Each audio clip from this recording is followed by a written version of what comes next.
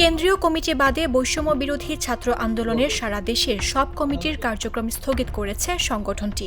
আজকে একটি সিদ্ধান্তে আমরা বৈষম্য বিরোধী ছাত্র আন্দোলন উপনীত হয়েছি যে বৈষম্য বিরোধী ছাত্র আন্দোলনের কেন্দ্রীয় কমিটি ব্যতীত সারা দেশের সকল কমিটির কার্যক্রম আজকে থেকে আনুষ্ঠানিকভাবে স্থগিত করা হলো। রোববার সন্ধ্যায় শাহবাগ জাতীয় জাদুঘরের সামনে আয়োজিত বৈষম্য বিরোধী ছাত্র আন্দোলনের জরুরি সংবাদ সম্মেলনে এ ঘোষণা দেন সংগঠনটির সভাপতি রিফাত রশিদ। তিনি বলেন, গতকালকের ঘটনা সহ আমরা বেশ কয়েকটি ঘটনা দেখতে পেয়েছি, যেখানে বৈষম্য বিরোধী ছাত্র আন্দোলনের ব্যানার ব্যবহার করে অনেক ধরনের অপকর্ম করার চেষ্টা করা হয়েছে।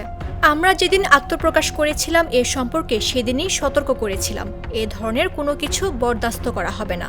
কিন্তু আমরা পরে দেখেছি বিভিন্ন রাজনৈতিক দলের ইন্ধনে তারা দুর্নীতির সঙ্গে সম্পৃক্ত হয়েছে, যেটি এই মুহূর্তে নিয়ন্ত্রণ করা আমাদের পক্ষে প্রায় অসম্ভব হয়ে পড়েছে। কমিটি বিলুপ্তির ঘোষণা দিয়ে রিফাত বলেন, উপরোক্ত পরিস্থিতি বিবেচনায় অর্গানোগ্রামের জরুরি মিটিং ডাকা হয়েছিল। সেখানে অর্গানোগ্রামের 4 জন উপস্থিত ছিলেন এবং তাদের সম্মিলিত পরামর্শে আমরা একটি সিদ্ধান্তে উপনীত হয়েছি। বৈষম্য বিরোধী ছাত্র আন্দোলনের কেন্দ্রীয় কমিটি ব্যতীত সারা দেশের সব কার্যক্রম আজ থেকে আনুষ্ঠানিকভাবে স্থগিত করা হলো। তিনি আরও বলেন, এর মধ্য দিয়ে আগামী কার্যক্রম কোন উপায়ে পরিচালিত হবে সে ব্যাপারে আমরা বসব, একটা রূপরেখা তৈরি হবে। ওই সময়গুলো ছাত্র আন্দোলন অভ্যুত্থানের প্ল্যাটফর্ম। এই প্ল্যাটফর্ম কোনো দুর্নীতি ও অনিয়ম বরদাস্ত করবে না।